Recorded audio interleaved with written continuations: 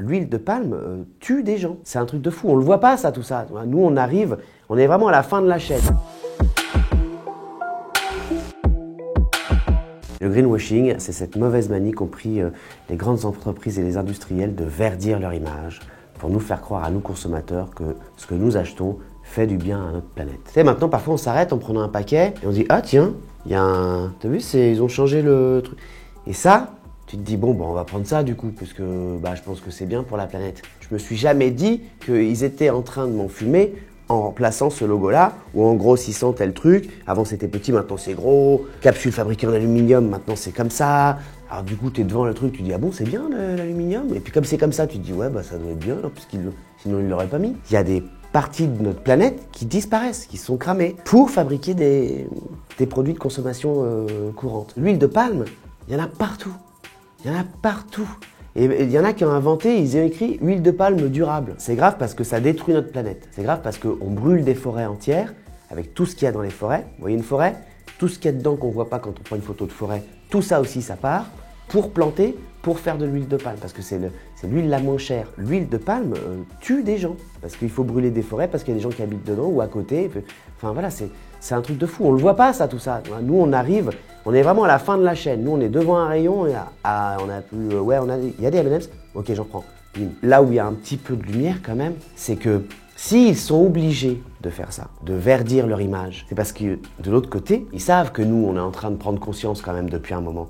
Du coup, ça veut dire qu'il y a vraiment une conscience. Et c'est là qu'on peut agir, c'est là qu'on peut intervenir. Parce que sinon, ils ne le feraient pas. Ça leur coûte de l'argent de changer tout ça, forcément. Mais si on se freine un peu dans comment on consomme ces produits-là, ils seront obligés de moins cramer parce que ils n'auront plus besoin d'en faire autant. C'est un peu utopique ce que je dis, hein, mais en vrai, ça passe par là. Parce qu'en vrai, là, maintenant, ici, on n'a pas le pouvoir de faire changer le truc. Le seul truc qu'on peut faire, c'est changer, modifier notre comportement. C'est essayer de devenir des consommateurs. Le problème aujourd'hui, c'est qu'on vit dans une société où on n'a pas le temps de prendre conscience. On est là, on est speed, on court, le soir on rentre, il faut machin, passe au Franprix, ouais, machin, il manque quoi, tac, tac, tac, vous avez plus le truc, putain, il n'y a plus de truc, bon, je prends ça, et puis on rentre, et puis, wow, ça y est, on est rentré. Attention, hein, il ne s'agit pas, je ne suis pas en train de dire, les gars, bougez-vous tous le cul, hein. Il faudrait que tout le monde puisse le fasse, mais en vrai, c'est chacun son tour et chacun à son rythme, chacun comme il peut. J'ai pas arrêté de vivre, j'ai pas envie d'arrêter de boire du café. J'ai envie de continuer à faire des belles tables le soir avec mes copains, à rigoler jusqu'à 1000h. Et en général, les tables, quand tu restes autour jusqu'à 1000h, sur la table, c'est pas du boulgour qu'il y a. Moi, je suis pas vegan, je suis pas tout ça, mais je sais qu'il faut faire gaffe et donc, je le fais un peu moins. Ou alors quand je le fais, je sais d'où ça vient. Et puis quand je le fais, quand on est en train de le faire, on peut aussi avoir un moment de discussion entre copains sur ce sujet-là, sur le fait qu'on sait qu'on est en train de le faire. Voilà, c'est juste ça. C'est faire un petit peu de place pour ça. Maintenant, je pense quand même que de toute façon, il faut manger moins de viande. Et que quand on en mange, il faut voir d'où ça vient, comment c'est fait, par qui c'est fait. Qu'est-ce qu'on mange déjà, ça c'est pour nous. Mais quand il s'agit des autres, de la planète, donc, de se renseigner sur la provenance et sur comment c'est arrivé dans ton assiette. Certes, ça ne va pas changer demain matin, mais si tout le monde fait ça, et si tout le monde se pose cette question, forcément, il y a des choses qui vont changer. Bien sûr que c'est vrai qu'il y a du progrès.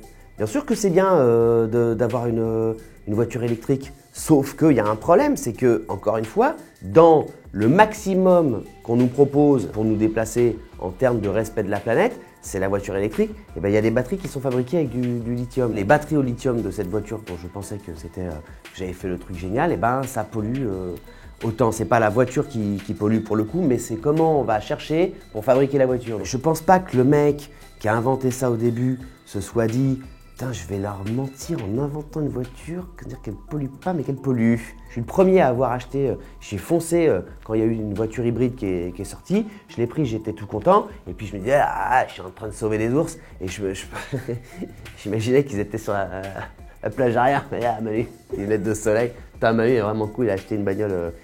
Et Manu, il est vraiment cool. Il a essayé, mais bon, c'est pas encore le bon truc. Mais au moins, il le sait. Donc aujourd'hui, en fait, je prends moins ma voiture. Moi, j'ai la chance de pouvoir prendre moins ma voiture parce que je vis dans une ville où on peut tout faire à pied, il y a des transports en commun, etc. Mais il y a des gens qui ont besoin de leur voiture toute la journée. Il n'y a pas des bons et des mauvais élèves. C'est pas vrai, il y a des gens qui ne savent pas encore. Disons qu'il y en a qui sont en 3e et d'autres qui sont encore en 6e. Si demain matin, on devait se réveiller et se comporter exactement comme il faudrait se comporter demain matin, donc à notre époque, Putain, mais il y a tellement de trucs à faire. Je peux pas, moi, aller planter mes tomates. Je vais le faire où? Enfin, c'est pas possible. Et donc, du coup, moi, parfois, c'est ça qui m'énervait aussi au départ avec le discours des mecs qui me disaient qu'il fallait faire attention. Parce que les gars, ils voulaient que j'aille planter mes tomates. Je dis, mais gars, enfin, non. Je me doutais bien que ça existait.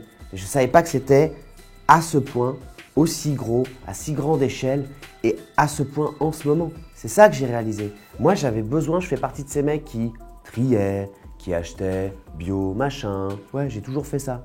Et ça m'allait très bien parce que ça ne me dérangeait pas trop et j'avais l'impression de faire mon taf de citoyen du monde. C'est un luxe d'avoir le temps de choisir, de lire, machin, je ne vais pas prendre ça. C'est un luxe. Et puis en général, les produits qui font attention, effectivement, ils sont plus chers. Mais je pense que la prise de conscience, elle est gratos. Et quelque part, ça prendra plus de temps avec d'autres parce que les pauvres, pour l'instant, ils ne peuvent pas.